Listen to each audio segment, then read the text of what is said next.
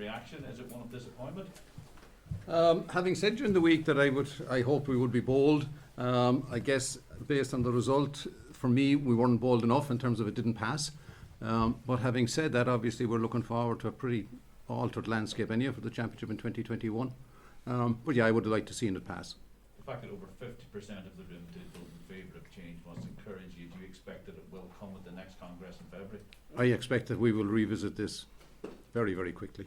I'm not so sure we'll have something for February, but I mean, there's an appetite for change in the majority, and I think every speaker said they liked change. It probably was, well, in a lot of cases, it wasn't the type of change that was proposed.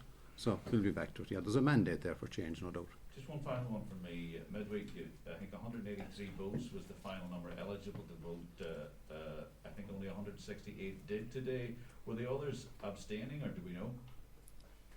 We don't know. We wouldn't have that information. We wouldn't have that. I didn't Was know it that 168 were actually. That's voting? news to me, Mark. Yeah, I didn't actually know that.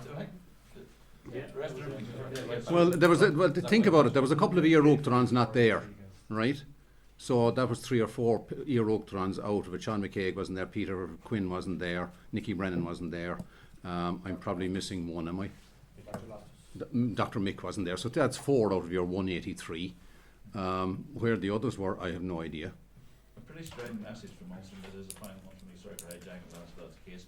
8 of the 9 counties from the floor, down the only one not to speak. 8 of the 9 counties dissenting voices. Do you feel you now have to recognise that Ulster has said no en bloc and still feels that its championship is the real deal? Well, all the championships are arguably the real deal, but I mean, we'll go back and we'll talk to Ulster again, obviously, on the basis of what they said on the floor. Thank you. Larry, it was something that was discussed a couple of times on the floor about a possible split or not wanting a split. But I suppose if we split, well, in terms of causing the negative outcome that come forward, people that would be in favour, people against, and you mean a split in the association? No, well, it's an overview, and it was mentioned a couple of times, I believe, by some of the Ulster delegates as well, that they didn't want to go against the grain or the knock-on effects that might come. And I'm kind of looking at the kind of the players' point of view as well, in terms of the players not being represented. You know, we listened to Pat Kearney from Galway speak about listening to county delegates. Does that worry you at times that you're looking at me a little bit? I don't know what the question is, to be perfectly honest with you.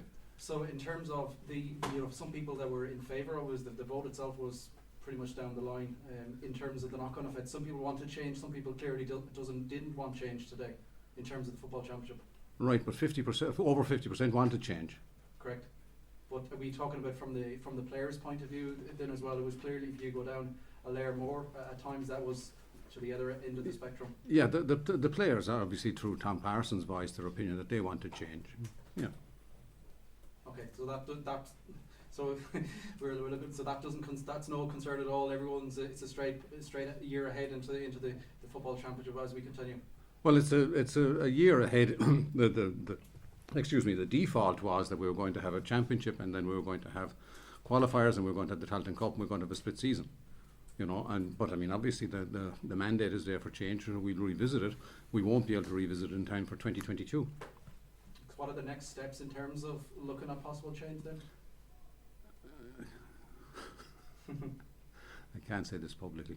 What I say when I tell us. I can't say it publicly. I would say it loud. It's go back and look. I have a phrase that I use among my students at Seton Hall, which is probably inappropriate in this circumstance. We will go away and look at life, and we will contemplate it and see what changes we might bring into effect, or how we will bring in some changes, or bring on alternatives maybe rather than changes. In terms of the options that were put on the table today, different options to what was put on the table today. That's what we'll do. We'll contemplate that, probably in terms of creating a committee. But I mean, we'll do that in the next couple of weeks. Is there a sense of disappointment over then as well? So much work was put in, various task forces, various committees and stuff like that. I think it's been so many years, and I think since I can remember personally that a proposal got so much attention. It was kind of the conversations in GA circles up and down the land. Well, that was the intent in getting the information out, and I thought there was a very good discussion outside of Congress. I thought within Congress there was an excellent discussion as well. You know, so we'll have to do the same thing again and let everybody have their say in it. You're welcome. What about those people that felt, speaking in the room, that it was all a bit rushed? Some people said they felt it was a bit rushed, that the last couple of weeks, especially in the media, that it was out there. And Well, I can't say what was in the media. Well, I mean, we put out the information caravan, if you like, a number of weeks ago in anticipation of it being discussed prior to Congress. And then we put out the financial information with and I think Alan is correct in saying we're the first time we sent a video around to every club. So the idea was to, you know, initiate debate, and it did. I mean, could you have done that 6 months ago? You could. Would it have been discussed 6 months ago? Probably not. You know, pressure is a great thing for focusing the mind when you're coming up to ask any student. and just in terms of the players, obviously Tom Parsons spoke about the commitment they give. Yeah, and that's 80% of them wanted to see change. What impact do you think this result will have on the players going into another season of the status quo? I'm not so sure I can answer that question, to be perfectly honest with you. You know, one would hope that it wouldn't have any impact, but I mean, I can't answer it really. Larry, you said on Wednesday that Yeah. regardless of the outcome today, change was coming. Are you confident that change will be in place for the 2023 championships, or a trial change? I'm hopeful, Sean. I don't know what the timing officially is in terms of getting stuff through. Presumably that would have to mean bringing something to Congress in 2022, wouldn't It's it? a challenge, Sean. No point in saying otherwise. Well, it could be a special Congress. But it's possible to do. Of course it is. Yeah. Would that be your hope? Sure. Look at, like Duke Tron says, we have as we went through this process, there were other options considered as part of that. There were plenty of other permutations that could have been. So it's not quite the same as going back to blank sheet of paper. There is still a huge amount of value in all of the work that went into it and all the thought that went into it. So to the extent that it's possible to expedite something from where we are today, we're not in a bad position. But there's no point in saying that it's straightforward either, Sean. There's a good bit of work ahead of us now, I think. But like you said, if half of the people in the room and half the people hopefully in the country, that means supported specifically what was in front of them today, and even I'd say I would say even the majority of people who didn't like what was on offer today said that they were in prepared favour of to look change. at something different anyway. So we're starting from a good position. I think every one of the the people who will say spoke against it prefaced their remarks by saying we want change. We just don't like this change. So even if they voted against it, you know, there's still and we got 50.9% in terms of people looking for change. That would appear to me to be a huge mandate to push on. Is there a feeling now, you know, that any future suggestion or proposal will have to have more input of provincial championships? Is that kind of where we are as regards? It's not going to go anywhere without the provincial championships having a central role. I don't know.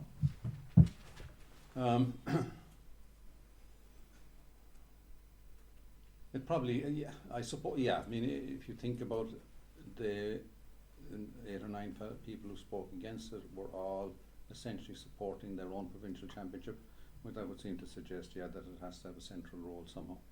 Don't ask me what that role is, but it would. I mean, I guess one of the suggestions that was floated early was that there should be some link between the proposed championship back into the All-Ireland during the summer. I must say, I don't know how you would do that, but that would seem to be a desire of people, yeah, it would, yeah. Would you agree with that, Tom?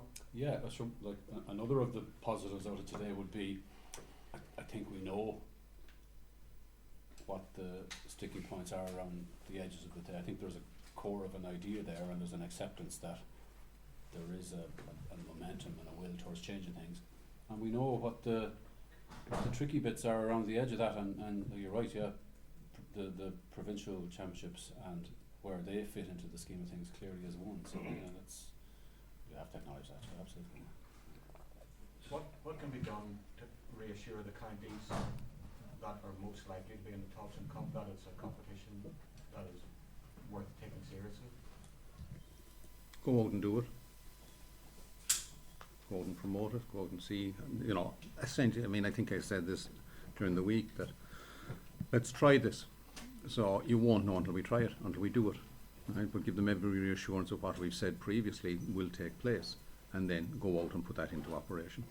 Can assurances be given from the top about scheduling as well, and, you know, that they even maybe factoring in to TV, I'm not sure what the TV contract situation is, but that level of promotion of games as well, kind of used to be.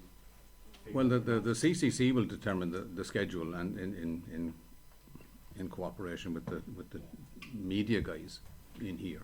I mean, I don't know what, but I mean, I would assume that the Tailteann Cup will get the maximum exposure that it possibly can get. We've made those commitments We have. before, and we made them at the time when the thing was being introduced. I suppose it is up to us now to deliver on those things. But to be fair, I don't hear an awful lot of negative sentiment or trepidation about that aspect of things. I think the counties that will be playing in it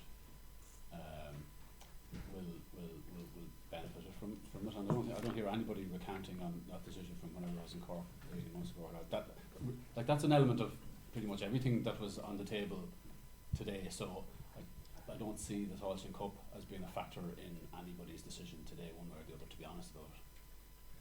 A number of speakers referenced the fallout from the pandemic and the fact that the split season is incoming and it hasn't been given a chance yet. So just with all that in mind, is it maybe wise to, I suppose, just take stock maybe next July, August, and then bring something for a special Congress rather than pushing it through to February? It might be. be. And on that theme, Pat, it's probably wise even for us today, the two of us, to take stock a bit before making any grandiose pronouncements. Even your question, Sean, there's a bit of that involved, Pat. All right, to see what's the best course ahead. And next year there'll be a lot to learn from next year, even as it is, because it will be so different. So yeah, you'll be right. Yeah. The task review force, Tom, is there a lesson to be learned there? And I asked that in a sense, we hear the likes of Stephen Barker, the dairy chair, who sat on that board, as I understand it, actually encourage the need for change, but say, look, not in this format, not in this form. You know, one member of I spoke with described it as kind of our Frankenstein moment. The way he put it, he said, look, we kind of went, God, you know, we got there, but this whole thing's a bit clunky and chunky and unwieldy. So do you feel the fact that there wasn't unanimity there was a problem? And then in turn, looking ahead, does that too need to be tackled and finessed before change comes before Congress in 2022 or in February? I don't think so. I think you're setting an unrealistic bar for ourselves if unanimity is what we're aiming for. We asked the 20 odd people, and everyone will have a different version of what we think the future needs to look like. So I don't think, number one, the fact that a group that was charged with working on this thing maybe wasn't completely 100%. You don't want people. If at the start of the process everybody agrees vehemently with each other, that's not going to produce. No, but at the end of the process, as we want to. It's okay, and you heard it this morning. Diversity of views, and I think that's a good thing. And I don't think it necessarily has to be the source of any kind of tension. I just think if we're striving to make change based on unanimity, we mightn't get there. There will always be little bits of compromises around things, and if we wait until we're unanimously in favour of something, the danger is we take too long. Was Stephen in that role when he was appointed to the Fixtures Review Committee? I'm not sure. Yeah. I don't No, and I say that in that context, maybe his view has changed as a consequence of becoming a county chairman. You know, no, I'm not saying that's bad or anything like that. I'm just asking the question. You know? Appreciate you taking the question. Just Yeah. relevant. Any last questions, folks? Will this require a new committee, something along the lines of the task force to look at this with new people involved, or does it come internally? It'll Depending on how fundamental you want to look at it, Colin, to be honest, I think, Larry, there's enough there as a starting point. Oh yeah, what we have in front of us will be a good starting point, and we're not going to toss that away in any manner or means, right? And whether we get another set of, another committee to look at it, I suspect we probably will. Would be my initial response to that question, Colin. You know, get a fresh set of eyes on it. Follow up on Gordon's point earlier. Fundamentally, what you might take from this is that the provincial championships